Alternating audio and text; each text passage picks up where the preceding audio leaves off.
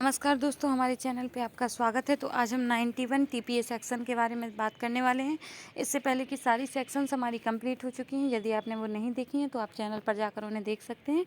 तो आइए देखते हैं 91 क्या बात करता है। वे व्यक्ति जो मोचन के लिए वाद ला सकेंगे, वे कौन से व्यक्ति होंगे जो मोचन के लिए वाद ला सकेंगे।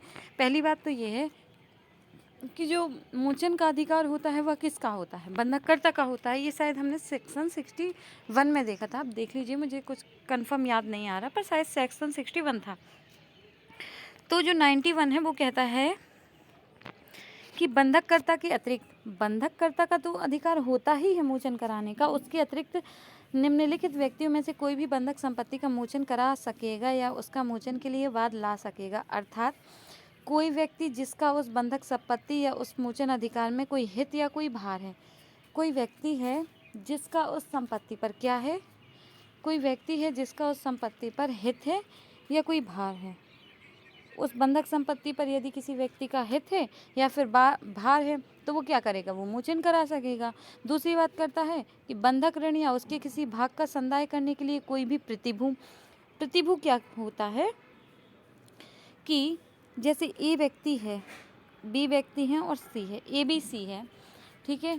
जो ए है वो शहर में नया आया है और वो कहता है मुझे यार पैसे की ज़रूरत है, पर मेरे पास संपत्ति तो है, पर उस पर कोई विलीप करके शायद मुझे बंधक ना करवाए उस संपत्ति का, मतलब उस पर पैसा नहीं देगा, मुझे ऐसा लगता है। तो बी क्या कहता है कि कोई बात नहीं, चलो मैं तुम्हारी संपत्ति को बंधक करा देता हूँ, ठीक है। तो बी है तो वो बी कहता है सी से, जो कि एक व्यापारी है, सी से कहता है कि ये जो ए है, ए की संपत्ति आप बंधक कर लो, और यदि ये संपत्ति ये पैसा देने में विफल रहता है तो क्या करेगा, तो मैं आपका पैसा चुका दूंगा।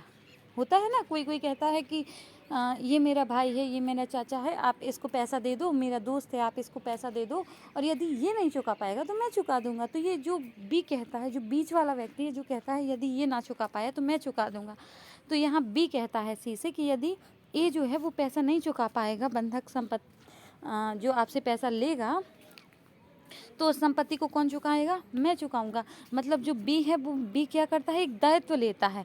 तो यदि ये सच में पैसा नहीं चुका पाता तो किसे चुकाना पड़ेगा, सी को, बी को चुकाना पड़ेगा, ठीक है। यदि उसको दायित्व दिए गए हैं तो उसके कुछ अधिकार भी होते हैं, क्योंकि हम जानते हैं कि दायित्व के साथ साथ अधिकार भी होते हैं।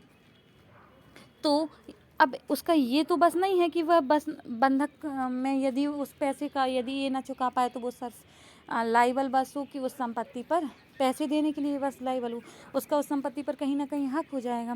तो यदि इस संपत्ति को यदि ये व्यक्ति है वो ना छुड़वा पाएगा सी से, तो क्या करेगा, जो बी है वह उस संपत्ति को छुड़वा लेगा, मतलब उस संपत्ति पर कहीं ना कहीं उसका हक हो जाएगा, और फिर वो उससे किससे वसूल सकता है, ए से उस संपत्ति का पैसा जो है वो वसूल सकता है। मतलब प्रतिभू है, यदि उसका दायित्व होता है कि वह अगर पैसा ना दे पाया ए तो वह पैसे देगा, और यदि तो प्रतिभू के पास यदि ऐसा कंडीशन आ जाती है तो प्रतिभू होता है तो वह बंधककर्ता के बिहाफ पर उस संपत्ति का मोचन भी करा सकता है, ठीक है। पैसे देकर, किसको, सी को पैसे देकर कि वह उस संपत्ति को अपने पास वापस कर सकता है।